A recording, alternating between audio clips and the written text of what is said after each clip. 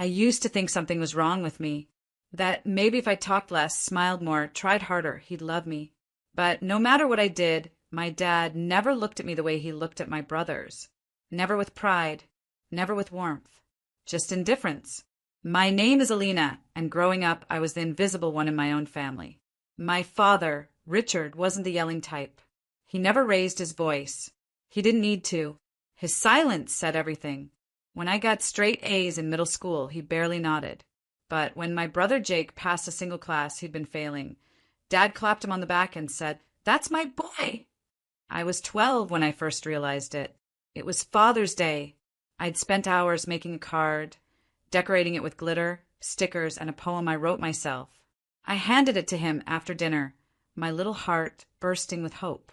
He glanced at it, muttered thanks, and went right back to watching the game on TV.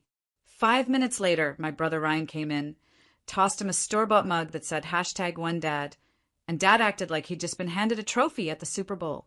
I remember standing there, card still clutched in my hand, wondering why mine wasn't enough. That's what it always came down to. I was never enough. Ryan and Jake were the golden boys. Ryan was the athlete, always breaking school records and getting write-ups in the local paper. Jake was the smooth talker, charming teachers, relatives, and anyone who crossed his path. And me? I was the quiet one, the moody one, the girl who spent too much time in her room writing stories or drawing. My mother used to try to balance things out. She'd hug me tight and whisper, "You're special too, sweetheart."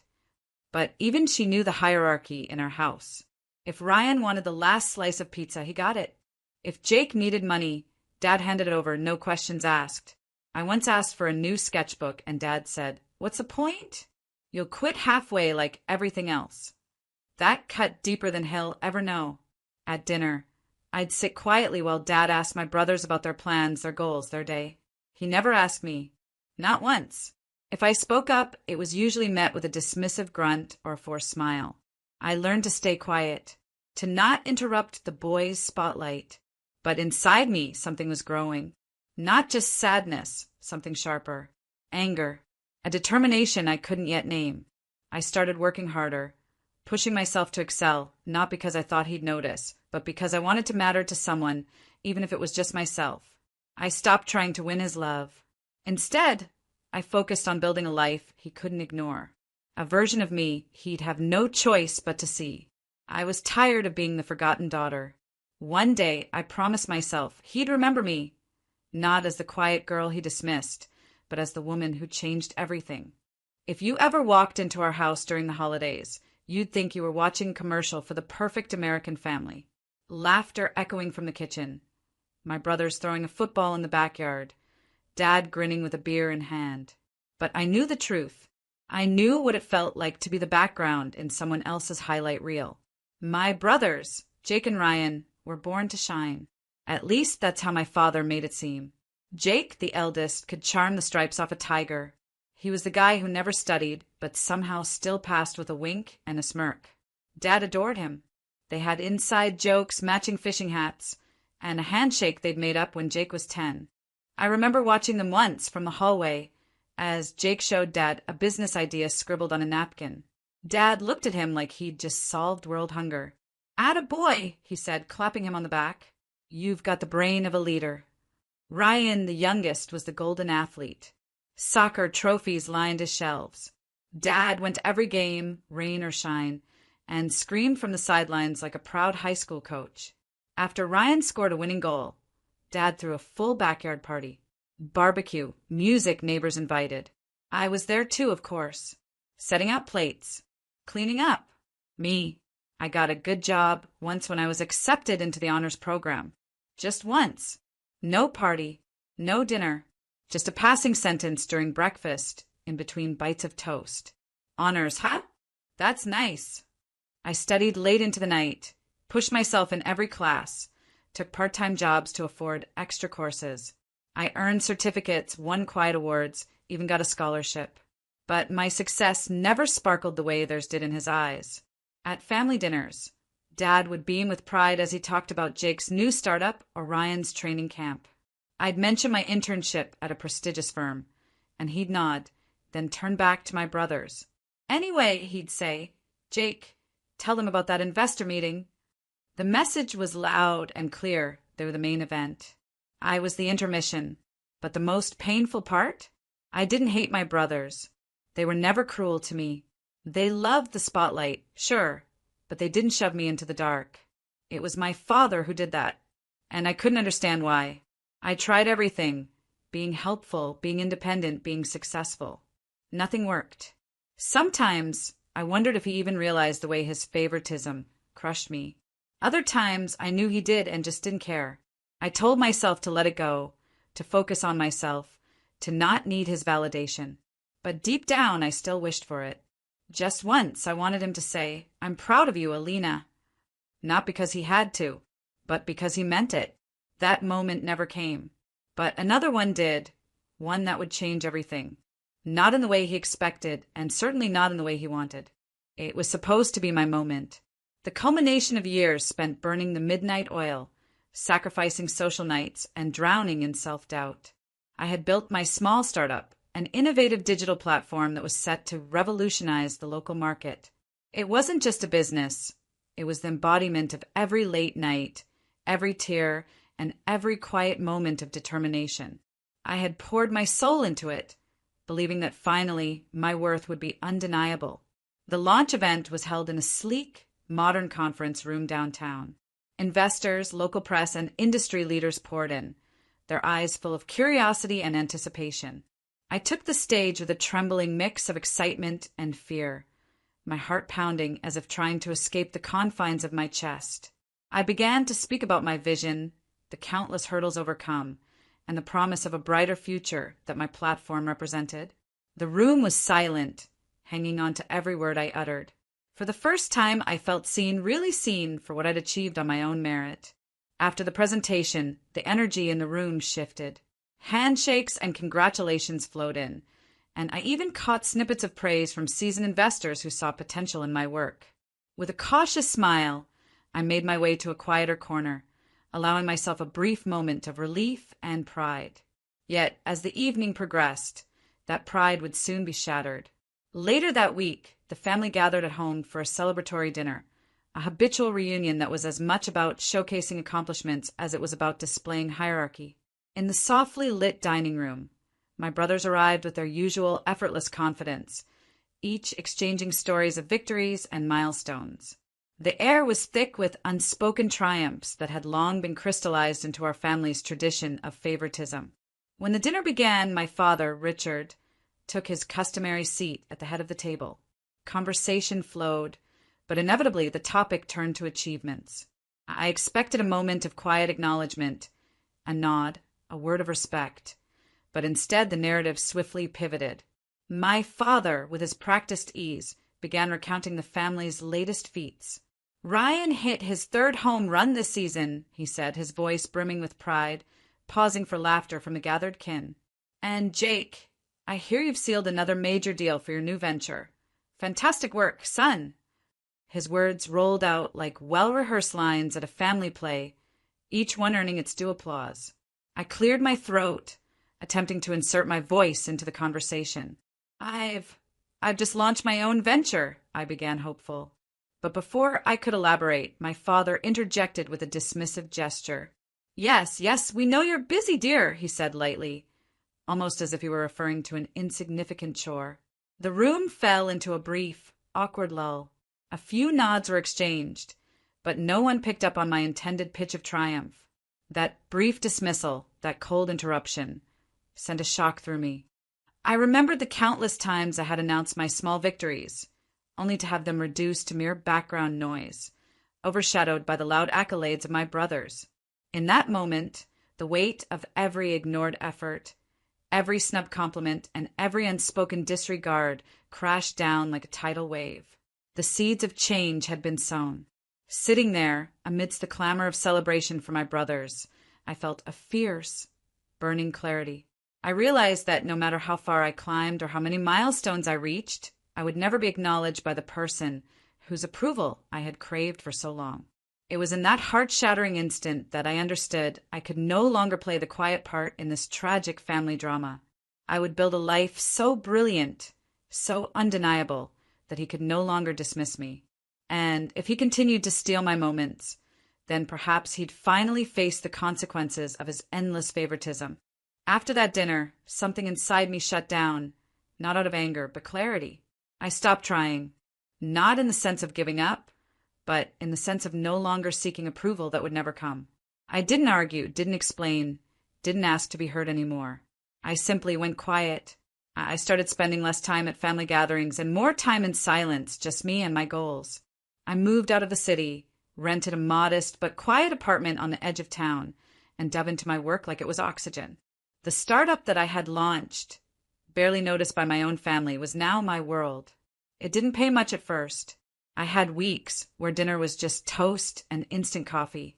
I had to take freelance projects on the side to stay afloat. There were nights I cried quietly under my desk, questioning if I was even built for this. But for every doubt, there was a flicker of determination.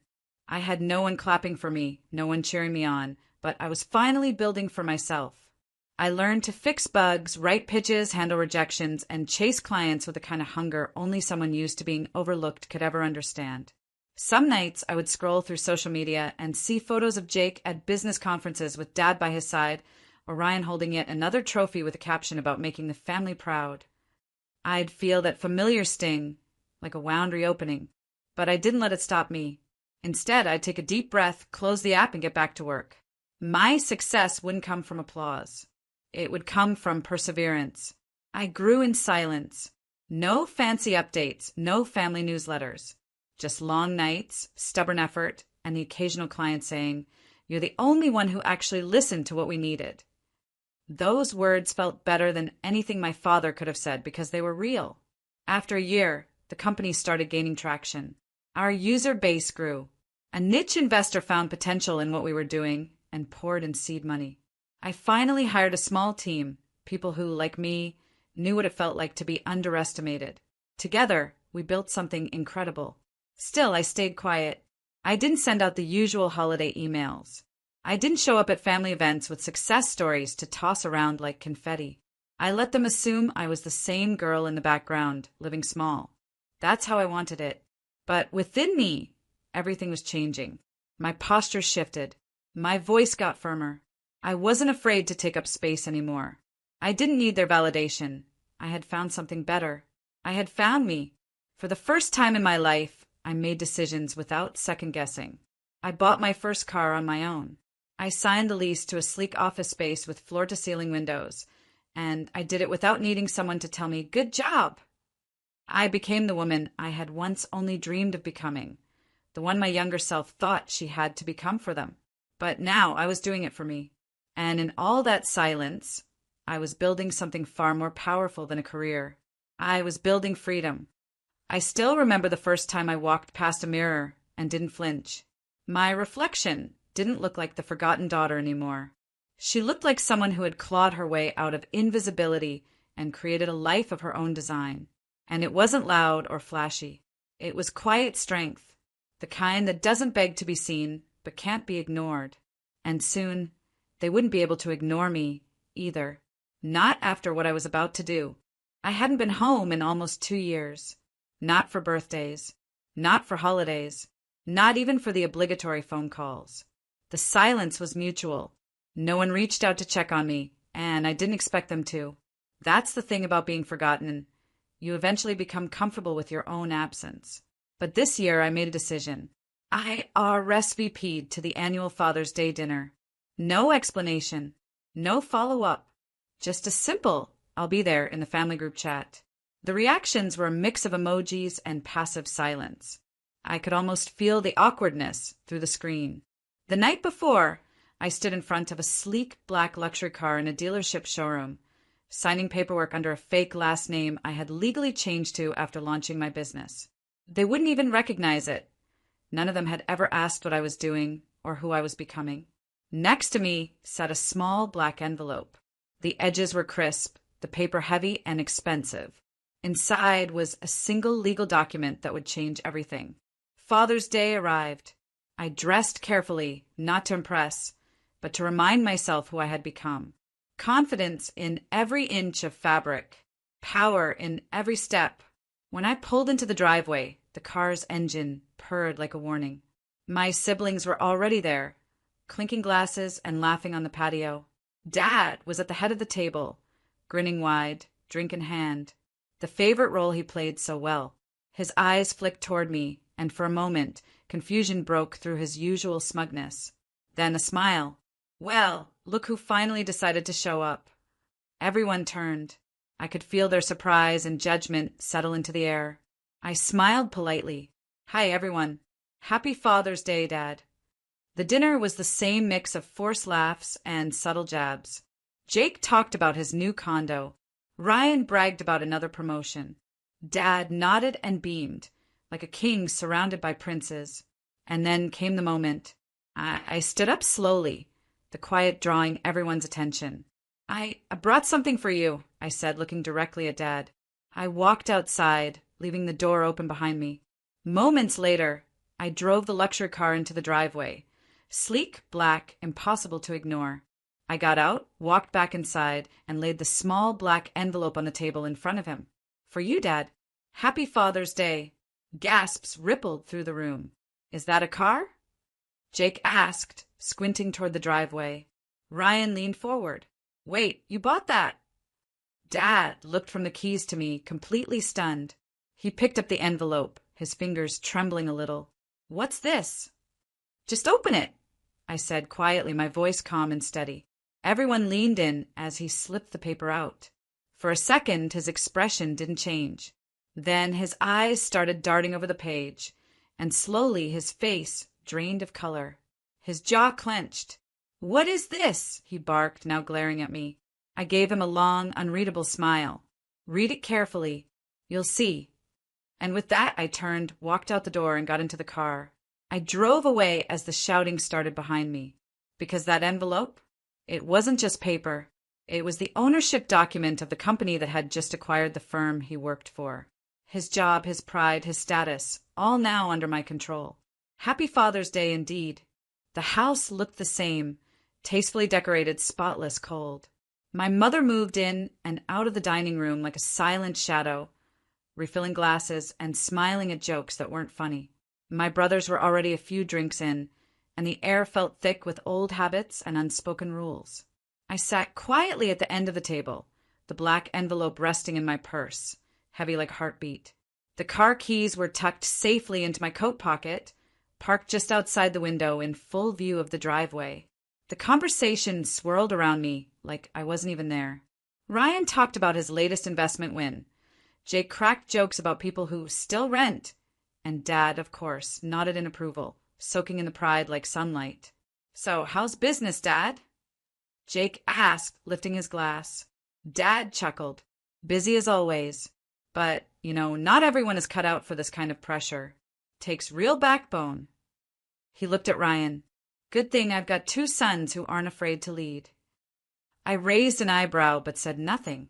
It wasn't even subtle anymore. Then he glanced down the table toward me. I could feel the moment shift before he even opened his mouth. And then there's the loser sitting at the table, he said, gesturing toward me with a smirk. Still pretending to be the black sheep, huh? The laughter exploded. Jake nearly choked on his drink. Ryan laughed so hard he had to slap the table. My hands stayed folded in my lap. I didn't blink. I didn't smile. I just waited. When the laughter finally died down, I stood up. Slowly, calmly. The way you move when you already know how the story ends. I actually brought you something, Dad, I said, pulling the envelope from my purse. A little Father's Day gift. The room stilled. Even the air seemed to pause. I walked down the length of the table and placed the envelope directly in front of him. He glanced at it, puzzled. What is this? Just open it, I said, then stepped back and folded my arms. He ripped the flap with dramatic flair, as if expecting a joke or cash.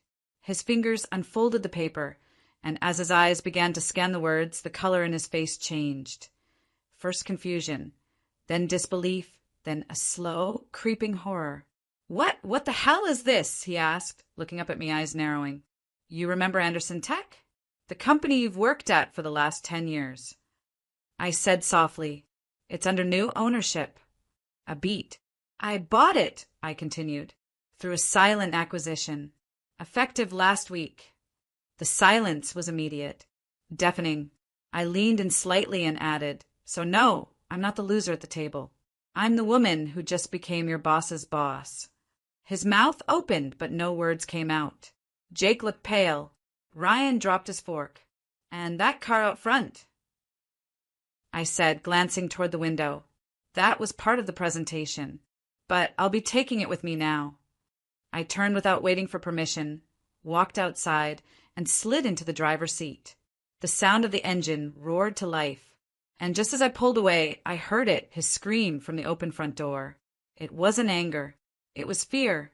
The car's engine hummed steadily as I drove away from the house. I kept my eyes fixed on the road, the weight of what I had just done settling into my chest. It wasn't about revenge anymore. It was about something much deeper. For years, I had let myself shrink in the shadows of a family that never truly saw me, and now I was standing tall, casting a shadow they couldn't ignore. But the weight of the moment wasn't the only thing pulling at me. I knew what was happening behind me. I could picture it as clearly as if I were still sitting at that table, hearing the deafening silence that followed my words. I wasn't there anymore, but my actions would speak louder than anything I could have said. Back inside, my father's hands were shaking as he held the paper. He looked from it to his son's, his lips moving as though he were trying to find words that wouldn't come. I could see the panic beginning to bloom, creeping through every muscle in his body, spreading like a virus. "Dad," Jake asked, his voice suddenly small. He stood up, coming around to where Dad sat frozen, the paper still gripped tightly in his hands. "What's going on?" Ryan, the ever-confident one, had already stood up as well, trying to peek over their father's shoulder. "What is that? It looks like wait, is that real?" Dad didn't answer. His eyes were glued to the document, his fingers skimming the words, but failing to make sense of them. The words on the page were simple enough, but for him, they were a death sentence. I could already hear their questions in my mind. The panic, the disbelief, the frantic rush to understand what was happening. They'd always relied on him for answers. Now the answers were slipping away, and there was nothing they could do to stop it. Finally, Jake couldn't take the silence anymore. "Dad, what does it say? What's going on?" Dad looked up, his face pale, his mouth opening and closing like he couldn't catch his breath. It's a transfer of property," he muttered, his voice weak. "A reversal of assets. All of it. The company. The house. My shares." The panic in his voice was palpable. His sons froze. Ryan blinked in disbelief. "Wait, you're telling me this? This document means she owns everything?" The realization hit them like a slap. The silence deepened, but this time it wasn't awkward, it was suffocating. My father had always been the pillar, the one everyone turned to for stability. But now he was the one on his knees, his empire crumbling before his eyes. His sons had no idea how to process it. Jake staggered back from the table, his face going red. How could she do this?" he hissed, his voice rising in anger. She's nothing. We're the ones who worked for this. How could she?" Dad held up a shaking hand, his mind still trying to catch up with the magnitude of what had just happened. She's not nothing," he said, his voice cracking. "She's everything." Ryan's eyebrows furrowed, his earlier cockiness replaced with uncertainty. "What do you mean, Dad? What's going on? How could she?" "She owns it all," Dad said, his voice barely a whisper. "She owns the company. She owns the house. Everything. Everything I've worked for, it's hers now." The words hung in the air like a death sentence. The sons who had once worshipped their father, who had seen him as the king of their world, were now faced with a reality they could hardly comprehend. They hadn't even considered her as a contender. To them, I was the shadow, the forgotten one, the one who wasn't enough. But now, I was the one who held the power. "I don't understand," Jake said, his voice shaking now. "How could she? When did this happen? Why didn't we know?" Dad finally looked up, his face etched with defeat. "She didn't want you to know. She didn't need to tell you. She doesn't need us." Ryan took a step back, trying to collect himself. "But how did she get this much?" How? She didn't ask for anything, Dad said, his voice cold now. She just took it. The room was frozen in disbelief, the weight of the betrayal, of my quiet, calculated rise, settling over them all. For the first time in their lives, my brothers were forced to confront the reality they had been so blind to for years. I was not the failure they thought I was. I was the one who had worked silently, without the applause, without the validation. And now, everything they depended on was mine. My father let out a long, ragged sigh. "She's smarter than I gave her credit for," he muttered, his voice barely audible. And I'll never be able to take that back. The fear, the panic, it was all there, written on their faces.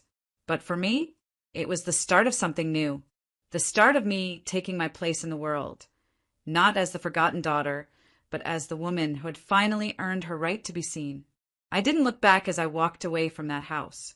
The weight that had been holding me down for so long, the constant need to prove myself, the hunger for approval that would never come, finally lifted. I had made it, not because they'd recognized me, but because I had recognized myself. The phone buzzed with messages. The family was scrambling, trying to figure out what I had done, why I had left so suddenly, and what that paper meant. I knew they would be in shock, especially my father, but I didn't care. I had already taken what I needed from them, the power to stand on my own, to walk away from everything I had once thought I needed. I wasn't the girl they always ignored. I wasn't the daughter they thought they could control or dismiss. I was my own person now, free from the chains of their expectations. As the evening went on, I knew they were probably still sitting there, staring at that paper, trying to comprehend the magnitude of it. My father, who had always dismissed my efforts, would now understand what I was capable of, but it would be too late. All those years of neglect, of treating me as second best, had finally caught up with him. The house would never be the same.